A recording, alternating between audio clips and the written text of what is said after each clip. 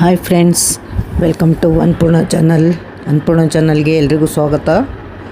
ನಾನು ನೋಡಿ ಇವತ್ತು ಸಿಂಪಲ್ಲಾಗಿ ಬಾಂಬೆ ರವದಿಂದ ಉಪ್ಪಿಟ್ಟು ಮಾಡೋದು ಹೇಗಂತ ತೋರಿಸ್ತೀನಿ. ನೋಡ್ಕೊಂಬರೋಣ ಬನ್ನಿ. ನೋಡಿ, ನಾನು ಒಂದು ಕಾಫಿ ಕುಡಿಯೋ ಕಪ್ಪಿಂದ 1 ಕಪ್ ರವೆ ತೊಗೊಂಡಿದ್ದೀನಿ. ಹಾಗೆ ಒಗ್ಗರಣೆಗೆಲ್ಲ ರೆಡಿ ಮಾಡ್ಕೊಂಡಿದ್ದೀನಿ. ನೋಡಿ, ಶೇಂಗಾ ತೊಗೊಂಡಿದ್ದೀನಿ, ಒಂದು ಸ್ವಲ್ಪ ಕಾಲಿಫ್ಲವರ್, 1 ಟೊಮ್ಯಾಟೊ, 1 ಈರುಳ್ಳಿ, ಒಂದು 3 ಹಸಿಮೆಣಸಿನ್ಕಾಯಿ ಹಚ್ಕೊಂಡು ಎಲ್ಲ ರೆಡಿ ಮಾಡ್ಕೊಂಡು ಇಟ್ಕೊಂಡಿದ್ದೀನಿ. ಈಗ ಒಗ್ಗರಣೆ ಹಾಕೋ ಟೈಮು. ನೋಡಿ, ಈಗ ಒಗ್ಗರಣೆ ಹಾಕೋಕ್ಕಿಂತ ಮುಂಚೆ ರವೆ ಹುರ್ಕೊಳ್ಬೇಕಲ್ಲ, ರವೆ ಹುರ್ಕೊಳ್ತಾ ಇದ್ದೀನಿ ನಾನು. ನೋಡಿ, ರವೆ ಚೆನ್ನಾಗಿ ಕಲರ್ ಚೇಂಜ್ ಆಗೋವರೆಗೂ ಸ್ವಲ್ಪ ಚೆನ್ನಾಗಿ ಫ್ರೈ ಮಾಡ್ಕೊಳ್ಬೇಕು. ಸ್ವಲ್ಪ ಎಣ್ಣೆ ಹಾಕಿ ಫ್ರೈ ಮಾಡ್ಕೊಳ್ಬೇಕು. ನೋಡಿ, ಚೆನ್ನಾಗಿ ಫ್ರೈ ಮಾಡ್ಕೊಳ್ತಾ ಇದ್ದೀನಿ.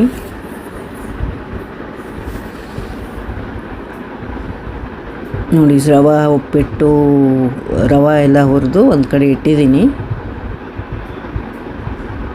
ರವೆ ಎಲ್ಲ ಫ್ರೈ ಮಾಡಿ ಕಲರ್ ಚೇಂಜ್ ಆಗೋವರೆಗೂ ಫ್ರೈ ಮಾಡಿ ಒಂದು ಕಡೆ ಪ್ಲೇಟಲ್ಲಿ ತೆಗೆದಿಟ್ಟಿದ್ದೀನಿ. ಈಗ ಒಗ್ಗರಣೆ ಕೊಡೋ ಸಮಯ.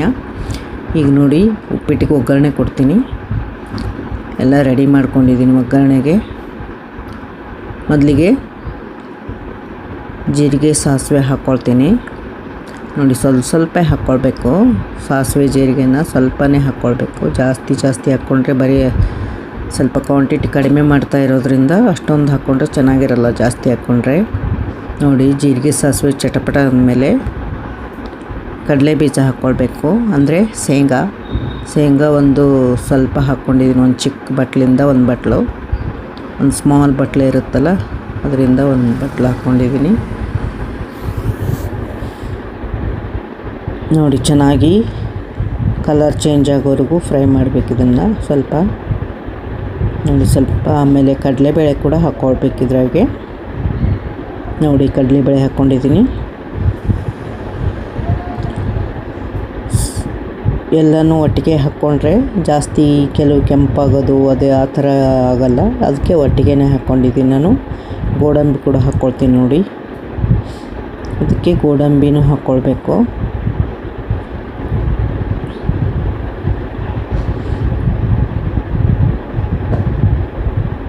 ನೋಡಿ, ಗೋಡಂಬಿನೂ ಹಾಕ್ಕೊಂಡಿದ್ದೀನಿ. ನಂತರ ಕರಿಬೇವು ಹಾಕ್ಕೊಳ್ಬೇಕು.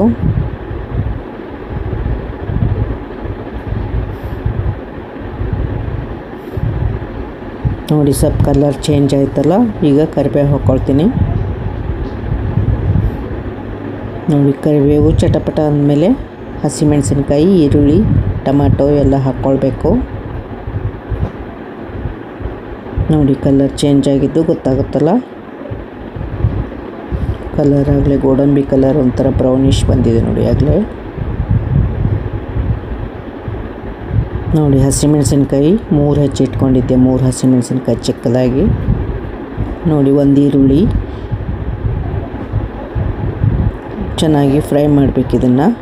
ಈರುಳ್ಳಿ ಹಸಿಮೆಣಸಿನ್ಕಾಯಿ ಹಾಕಿದ ಮೇಲೆ ಸ್ವಲ್ಪ ಫ್ರೈ ಮಾಡಿದ ನಂತರ ಆಮೇಲೆ ಸ್ವಲ್ಪ ಈರುಳ್ಳಿ ಕಲರ್ ಚೇಂಜ್ ಆದಮೇಲೆ ಟೊಮೆಟೊ ಹಾಕ್ಕೊಳ್ಬೇಕು. ನೋಡಿ, ಹೂಕೋಸು ಇತ್ತಲ್ಲ, ಹೂಕೋಸು ಕೂಡ ಸ್ವಲ್ಪ ಇತ್ತು. ಮೊನ್ನೆ ಬಜ್ಜಿ ಮಾಡಿದ್ದು ಸ್ವಲ್ಪ ಉಳಿದಿತ್ತು, ಅದು ಕೂಡ ಹಾಕ್ಕೊಂಡಿದ್ದೀನಿ. ಹೂಕೋಸು ಅದು ಕೂಡ ಟೇಸ್ಟಿಯಾಗಿರುತ್ತೆ ಉಪ್ಪಿಟ್ಟಿಗೆ ಹಾಕ್ಕೊಂಡ್ರೆ.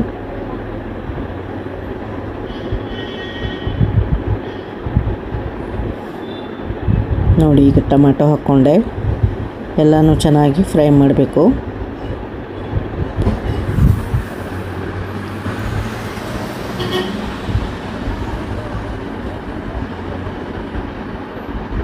ನೋಡಿ, ಎಲ್ಲ ಸ್ವಲ್ಪ ಕಲರ್ ಚೇಂಜ್ ಆಗಿದೆ. ಸ್ವಲ್ಪ ಅರಿಶಿನ ಪುಡಿ ಹಾಕ್ಕೊಳ್ಬೇಕು, ಜಾಸ್ತಿ ಹಾಕ್ಕೊಳ್ಬಾರ್ದು, ಸ್ವಲ್ಪನೇ ಹಾಕ್ಕೊಳ್ಬೇಕು. ಇಲ್ಲಾಂದರೆ ಜಾಸ್ತಿ ಕಲರ್ ಕಾಣಿಸುತ್ತೆ ಉಪ್ಪಿಟ್ಟು.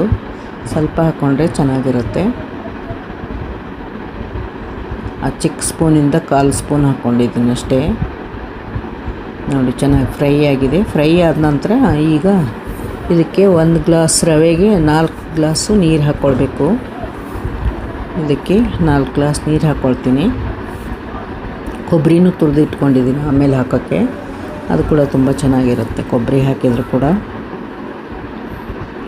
ನೋಡಿ, ಈಗ ನೀರು ಹಾಕ್ತೀನಿ. 4 ಗ್ಲಾಸ್ ಹಾಕಬೇಕು ನೀರು. ಹಾಕಿದರೆ ತುಂಬ ಮೆತ್ತಗೆ ತುಂಬ ಚೆನ್ನಾಗಿ ಬರುತ್ತೆ.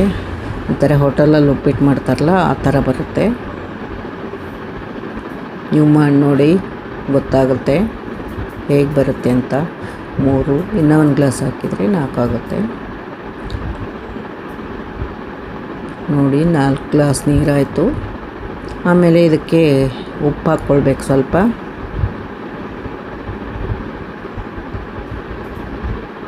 ನೋಡಿ ಸ್ವಲ್ಪ ಉಪ್ಪು ಹಾಕ್ಕೊಂಡಿದ್ದೀನಿ ರುಚಿಗೆ ತಕ್ಕಷ್ಟು. ತುಂಬಾ ಬೇಗ ಆಗುತ್ತಿದ್ದು ಉಪ್ಪಿಟ್ಟು. ಯಾರಾದರೂ ಗೆಸ್ಟ್ ಬಂದುಬಿಟ್ರೆ ಒಂದು ಅವರಿನ್ನೂ ಸುಮ್ಮನೆ ಮಾತಾಡ್ಕೊಂಡು ಕುತ್ಕೊಳ್ಳೋದ್ರಲ್ಲೇ ಇದೆಲ್ಲ ಉಪ್ಪಿಟ್ಟು ರೆಡಿಯಾಗಿರುತ್ತೆ. ತುಂಬಾ ಬೇಗನೆ ಆಗುತ್ತೆ. 10 ಮಿನಿಟ್ಸಲ್ಲೇ ಆಗುತ್ತೆ ನೋಡಿ.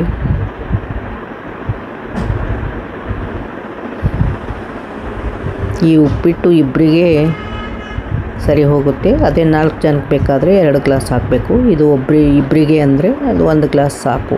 ಕಾಫಿ ಕುಡಿಯೋ ಗ್ಲಾಸಿಂದ ಬೆಳಗಿನ ಟಿಫನಿಗೆ ಆರಾಮಾಗಿ ಇಬ್ಬರು ತಿನ್ಬೋದು ಇದರಲ್ಲಿ. ನೋಡಿ ಈಗ ನೀರು ಕುದೀತಾ ಇದೆಯಲ್ಲ, ಈಗ ರವೆ ಹಾಕ್ಕೋಬೇಕು. ನೀರು ಕುದಿಯುವಾಗ ನೋಡಿ ರವೆ ಹಾಕ್ಕೊಂಡಿದ್ದೀನಿ. ಇದು ಬಾಂಬೆ ರವೆ, ಇದು ಬನ್ಸಿ ರವೆ ಅಲ್ಲ, ಬಾಂಬೆ ರವೆ. ವೈಟ್ ಇರುತ್ತಲ್ಲ ರವೆ ಅದು. ಮತ್ತು ಹೋಳಿಗೆ ರವೆ ಅಲ್ಲ ಇದು, ಅದಕ್ಕಿಂತ ಸ್ವಲ್ಪ ದಪ್ಪ ಇರುತ್ತೆ ಹೋಳಿಗೆ ರವದ್ಕಿಂತ. ಇದಕ್ಕೆ ಬಾಂಬೆ ರವೆ ಅಂತಾರೆ. ಇದು ಎಲ್ಲ ಸ್ಟೋರಲ್ಲೂ ಸಿಗುತ್ತೆ. ನೋಡಿ ತುಂಬ ಚೆನ್ನಾಗಿ ಬಂದಿದೆ ಉಪ್ಪಿಟ್ಟು. ನನಗಂತೂ ಉಪ್ಪಿಟ್ಟು ತುಂಬ ಇಷ್ಟ. ನಾನು 3 ಹೊತ್ತಾದ್ರೂ ಉಪ್ಪಿಟ್ಟು ತಿಂತಾ ಇರ್ತೀನಿ.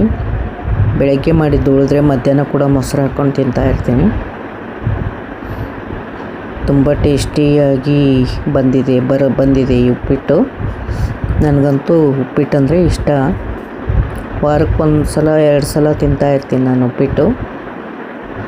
ಇನ್ನು ದೋಸೆ ಇಡ್ಲಿ ಬೇಜಾರು ಬರುತ್ತೆ, ಆದರೆ ಉಪ್ಪಿಟ್ಟು ಬೇಜಾರು ಬರಲ್ಲ ನನಗೆ. ನೋಡಿ ರೆಡಿ ಆಯಿತು ಉಪ್ಪಿಟ್ಟು. ಯಾರಿಗೆಲ್ಲ ಈ ವಿಡಿಯೋ ಇಷ್ಟ ಆಯಿತು ಕಮೆಂಟ್ ಮಾಡಿ.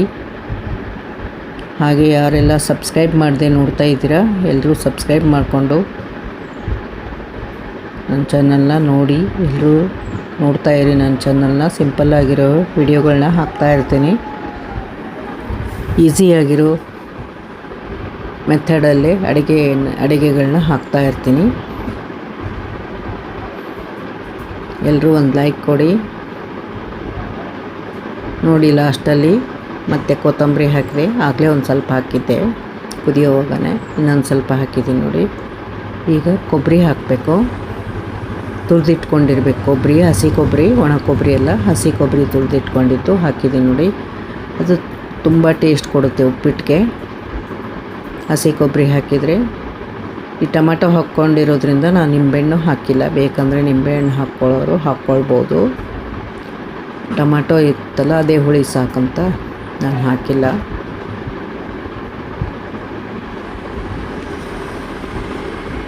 ನೋಡಿ 1-2 ನಿಮಿಷ ಬಿಟ್ಟು ಮುಚ್ಚಿಟ್ಬಿಟ್ಟು ಆಫ್ ಮಾಡಿದ್ದೀನಿ. ಈಗ ನೋಡಿ ಎಲ್ಲ ಉಪ್ಪಿಟ್ಟು ರೆಡಿಯಾಗಿದೆ. ಆರಾಮಾಗಿ ಇಬ್ಬರು ಊಟ ಮಾಡ್ಬೋದು. ಇದರಲ್ಲಿ ಇಬ್ಬರು ತಿನ್ಬೋದು. ಟಿಫನ್ಗೆ ಬ್ರೇಕ್ಫಾಸ್ಟ್ಗೆ ಇಬ್ಬರಿಗಾಗುತ್ತೆ. ಒಂದು ಪ್ಲೇಟ್ಗೆ ಸರ್ವ್ ಮಾಡ್ತೀನಿ.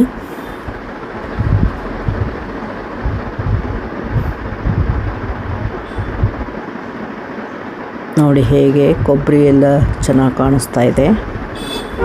ಕೊಬ್ಬರಿ ಹಾಕಿದರೆ ತುಂಬ ಟೇಸ್ಟೂ ಬರುತ್ತೆ ಉಪ್ಪಿಟ್ಟಿಗೆ. ನೋಡಿ ಇದಕ್ಕೆ ತುಪ್ಪ ಹಾಕ್ಕೊಂಡು ತಿಂದರೆ ತುಂಬ ಸೂಪರಾಗಿರುತ್ತೆ. ನಾನು ಕೂಡ ತುಪ್ಪ ಹಾಕ್ಕೊಂಡಿದ್ದೀನಿ. ಸ್ವಲ್ಪ ತುಪ್ಪ ಹಾಕ್ಕೊಳ್ಬೇಕು, ಟೇಸ್ಟ್ ಬರುತ್ತೆ ಉಪ್ಪಿಟ್ಟಿಗೆ.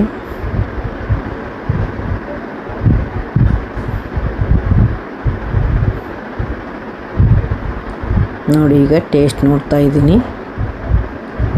ಹಾಗೆ ಟಿ ವಿ ನೋಡ್ಕೊಂಡು ಬ್ರೇಕ್ಫಾಸ್ಟ್ ತಿಂತಾ ಇರ್ತೀನಿ ನಾನು ಯಾವಾಗಲೂ. ನೋಡಿ ತುಂಬ ಸೂಪರಾಗಿದೆ. ನೀವು ಮಾಡಿ ನೋಡಿ, ಬೇಕಾದರೆ ಗೊತ್ತಾಗುತ್ತೆ. ನಾನು ಹೇಳಿದ ಪ್ರಕಾರ ಇದೇ ಥರ ಮಾಡಿ. ಈ ಹೋಟೆಲ್ನಲ್ಲಿ ಮಾಡ್ತಾರಲ್ಲ ಮೆತ್ತಗೆ, ತುಂಬ ಚೆನ್ನಾಗಿರುತ್ತೆ. ಅದೇ ಥರ ಯಾರಿಗೆಲ್ಲ ಈ ವಿಡಿಯೋ ಇಷ್ಟ ಆಯಿತು ಲೈಕ್ ಮಾಡಿ.